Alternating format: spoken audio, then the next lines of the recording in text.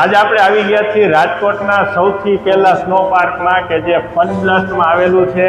તો આપણે જોઈએ સીધો અંદરનો નજારો કે આપણે 35 ડિગ્રી ટેમ્પરેચરમાંથી સીધું માઇનસમાં ડિગ્રી ટેમ્પરેચર જાય છે તો કેવો ફિલિંગ થાય છે આપણે જોઈએ. ચાલો. વાવ, અમેઝિંગ. આ લાઈફ ટાઈમ માટેનો એક્સપિરિયન્સ છે કે જે પહેલી વખત જ કે રાજકોટમાં આપણે જેમ શિમલામાં આવી ગયા હોય છે ને એવો એક્સપિરિયન્સ છે. એક રિયલ નીચે જોઈ શકો છો તમે, બર્ફ છે, જુદી જુદી જાતની એક્ટિવિટીઝ છે. જોઈ શકો છો આમાં કેવી સરસ મજાની એક્ટિવિટી કરવામાં આવે છે. યોગ મજા આવે છે? ફૂલ મજા. બહુ ઠંડુ છે. બહુ શરદી હોય તો નો હોય ને. કેટલું ટેમ્પરેચર લાગે છે અહીંયા? -10 થી 15 રહેશે. એમ?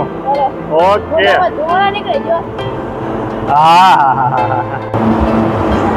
એક જો સરસ મજાની ટનલ જેવું પણ બનાવેલું છે કે આપણે એમાંથી અંદર જઈ શકીએ. આપણે જેમ બાબા બરફાનીની ગુફામાં જતા હોય એવું તમને આમાં ફીલ આવશે. બનાવ્યું છે કે આમ બધી બાજુ જો આમ જ્યાં જુઓ ત્યાં તમે જોઈ શકો છો એકલો બરફ જ છે. અને -5 થી 6 ડિગ્રી ટેમ્પરેચર જેવું અહીંયા ટેમ્પરેચર છે. અને એટલી આમ ઠંડી અને આમ લિટરલી મજા આવી જાય. મિત્રો એકવાર જરૂર તમે આવજો, ચોક્કસ આવજો.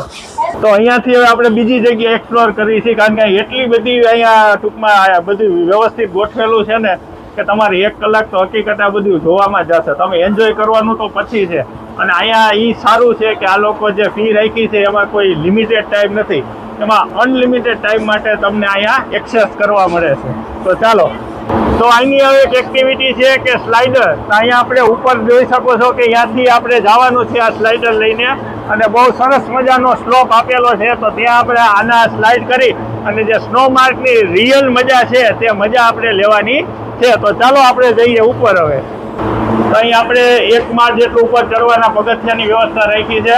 ત્યાંથી આપણે આખી સ્લાઇડર છે તે કરવામાં આપણને મળશે. તો ચાલો હવે આપણે એ સ્લાઇડની મજા લઈએ. તો તમે જોઈ શકો છો જો અહીંયા આટલી બધી સ્લાઇડર રાખી છે. તો તેને આપણે અહીંયા નીચે લઈ જવાની રહેશે. ત્યારબાદ એમના ઇન્સ્ટ્રક્ટર છે એ હમણાં આવે છે અને તમને ઇન્સ્ટ્રક્ટ કરશે કઈ રીતે આમાં સ્લાઇડ કરવી. એટલે સેફટીની છે ને અહીંયા પૂરેપૂરી જવાબદારી લેવામાં આવી છે. એમાં કોઈ પણ જાતનો કોમ્પ્રોમાઇઝ કરવામાં આવેલ નથી. લાઈવ મજા લઈએ છીએ.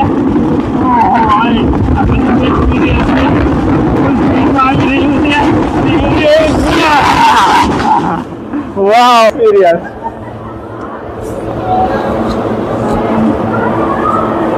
તો હવે આપણે બીજી રાઈડ છે થોડીક વારમાં જોઈશે. જે આપણા ફેમિલી મેમ્બર્સ છે એ લોકો રાઈડની મજા લે છે. આપણે એના ફોટો વિડીયો લઈ લઈશ. ત્યારબાદ તમને નવી શું એક્ટિવિટી છે તે તમને જણાવશું.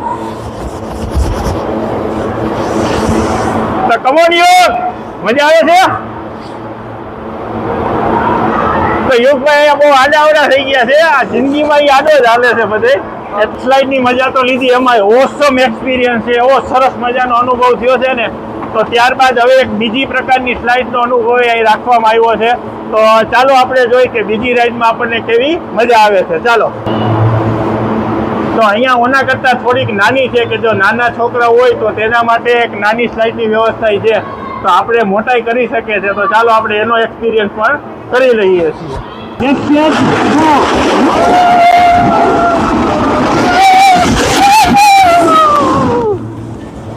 વાવ, જોરદાર એક્સપિરિયન્સ છે. બહુ મજા આવી ગઈ મિત્રો.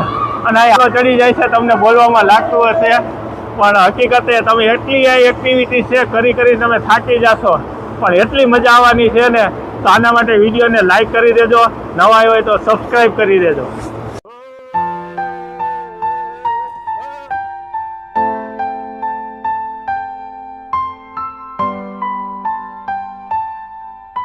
ચાલો સ્નો ફાઇટ ની મજા લેવાની. મને ને મારે લેવાની છે. મને ને લેવાની. બસ. તો અહીંયા તમે જોઈ શકો છો કે બરફમાં રહેવા માટે જેમ ઇગ્લુની રચના થતી છે, આ તમે જોઈ શકો છો કે પ્યોર ઇગ્લુ એના જેવી જ રચના બનાવી છે. અને તમે અંદર જોઈ શકો છો કે પોલર બિયર એને એક બતાવ્યું છે કે પોલર બિયર કઈ રીતે એમાં રહે છે. પણ ખાસ ફનબ્લાસ્ટ વાળાને આપણે એટલું કહેવાનું છે કે એનું ટેમ્પરેચરમાં કંઈક કરો યાર, બહુ ઠંડી લાગે છે. હજી અડધી કલાક નથી થઈ ત્યાં આખું શરીર છે એ ખીજવા લાગ્યું છે. આટલું પ્રોટેક્શન આપ્યું છે તેમ છતાં એટલે તમે ઇમેજ કરી શકો છો કે બહારે આટલી ગરમી છે તોય અંદરનું ટેમ્પરેચર આટલું ઠંડુ મેન્ટેન રાખ્યું છે. તો આ લાવવો અવશ્ય લેવા જેવો છે. એકવાર જરૂર તમે અહીંયા વિઝિટ કરજો. એટલે ઠંડી લાગતી હતી ને અહીંના જે સપોર્ટિંગ સ્ટાફ છે એને વાત કરીને તે એમ કીધું કે તમે ઇગ્લુની અંદર વહી જાઓ એટલે ઠંડી નહીં લાગે. તો ચાલો આપણે એક્સપિરિયન્સ પણ કરી લઈએ. ચાલો એને કીધી રીતે ઇગ્લુની અંદર વહી જાય છે. વાવ, આ સુપર હો એક્સપિરિયન્સ છે. જો તમને અંદર બહુ ઠંડી લાગી જાય ને તો થોડીક વાર અહીંયા તમારે રેસ્ટ કરવા આવી જવાનું. અહીંયા હકીકતે ટેમ્પરેચર છે થોડુંક વધારે છે એટલે બહુ મજા આવશે. જ્યારે તમને લાગે કે તમે નોર્મલ થઈ ગયા છો તો પાછા તમે બહાર જઈ અને સ્નોની જે મજા છે તે ફેમિલી સાથે કરી શકો છો. અલગ અલગ વસ્તુઓ જોઈ કે આપણે ઇગ્લુ જોયું, રાઇડ્સ જોઈ, ત્યાર સિવાય હવે નવું જે અહીંયા આવેલી છે એક્ટિવિટી તે છે અહીંનો ડાન્સ ફ્લોર. કે તમને બહુ જ ઠંડી લાગી ગઈ હોય ને એમ લાગે કે હવે થોડી ગરમાવટની જરૂર છે તો આ એક સરસ મજાનો ડાન્સ ફ્લોર પણ બનાવવામાં આવેલ છે. એમાં એવું ઓસમ મ્યુઝિક વાગતો છે ને કે તમારા પગને નહીં ઈચ્છા હોય ને તોય ડાન્સ કરવાનું મન થઈ જશે. અને હવે આપણે રહ્યા ગુજરાતી અને હાલમાં નોરતા ચાલે છે તો આપણે ડાન્સ વાન્સને મારો બોલી આપણે ચાલુ કરીએ છીએ ગરબાના સ્ટેપ. તો ચાલો આપણે ગરબા લઈએ, બરફમાં ગરબા.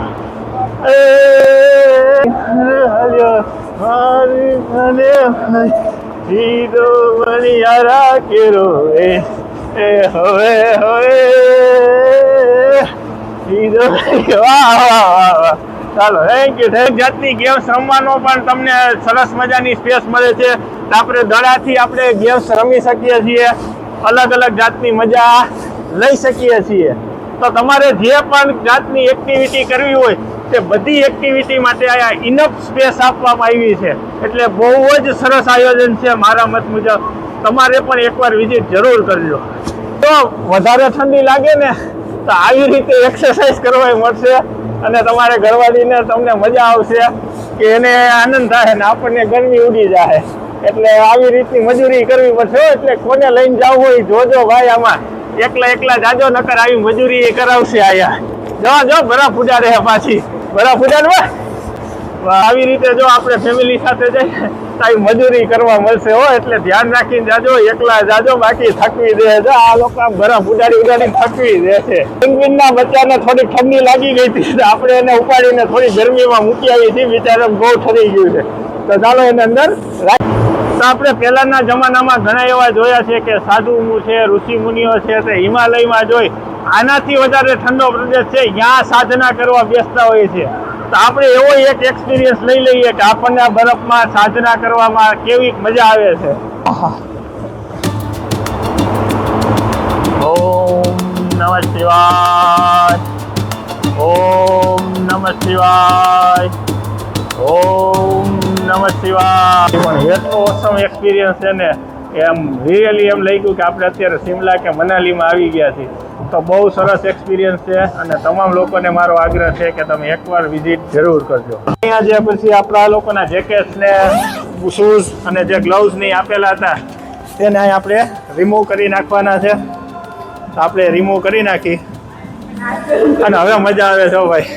બહાર આવ્યા પછી કાંઈક એમ થાય કે હવે આ બહુ ઠંડુ હતું અંદર. લિટરલી હાથ છે ને થીજી ગયા છે, કામ કરતા બંધ થઈ ગયા છે. પણ બહુ મજા આવી. એકવાર આ લાવો જરૂર લેવા જેવો છે. તો અહીંયા આપણી પાસે ઉમેશભાઈ અને ધવલભાઈ કરીને બે મિત્રો છે કે તેને બહુ જ સરસ મજાનો સપોર્ટ છે આખી ટ્રીપ દરમિયાન આપ્યો છે. તો આપણે એને વાત કરી લઈ કે આપણે અહીંનો ટાઈમિંગ શું હોય છે, અહીંની ફી કેટલી હોય છે. તો આપણે તમામ વાતો પધાર્યા, તમારો આભાર. Thank you. તો ધવલભાઈ, હવે અમારા પ્રેક્ષકોને એ પ્રશ્ન થાય છે કે આપણે સૌથી પહેલા તો અહીંયા ટાઈમિંગ શું હોય છે? ટાઈમિંગમાં સર સવારે 11 થી રાતના 11 વાગ્યા સુધી. સવારના 11 થી રાતના 11 સુધી કોન્સ્ટન્ટ ચાલુ હોય છે. હવે બીજો પ્રશ્ન એ છે કે આમાં ફી કેટલી હોય છે? આપણે ફીમાં સર આપણે આડા દિવસોમાં 450 હોય. 450 રૂપિયા આડા દિવસો એટલે સોમથી શુક્રમાં. હા. ઓકે. અને સેટરડે સન્ડે ના 500. સેટરડે સન્ડે ના 500 રૂપિયા છે. હવે એકવાર મેં ધારો કે એન્ટ્રી લઈ લીધી પછી અંદર કેટલી વાર રહેવા મળે? મેક્સિમમ આપણી કેપેસિટી પ્રમાણે હોઈ શકે. મેક્સિમમ 45 મિનિટ ગમે તે રહી શકે. એટલે તમારા તરફથી કોઈ ટાઈમ લિમિટ નથી ને કે આ 10 મિનિટ કે 1 કલાક કે 2? અનલિમિટેડ છે. તો એકવાર આપણે ફી 500 રૂપિયા લઈને એન્ટ્રી લીધી પછી અમારી કેપેસિટી હોય એટલું આપણે રહી શકીએ છીએ. તો ઓકે, તો ચાલો ધવલભાઈ અને ઉમેશભાઈ તમારો ખૂબ ખૂબ આભાર. તમે બહુ જ સરસ સપોર્ટ આપ્યો છે અને બધા અમને એકને નહીં કે જેટલા અહીંયા હાજર હતા તમામ લોકોને એ ગાઈડ કરતા હતા કઈ રીતે ફોટોગ્રાફ લેવા, કઈ રીતે તમારે વિડીયો ઉતારવા. તો આપણે એનો ખૂબ ખૂબ આભાર માનીએ છીએ. તો થેન્ક યુ. થેન્ક્સ સર બધા.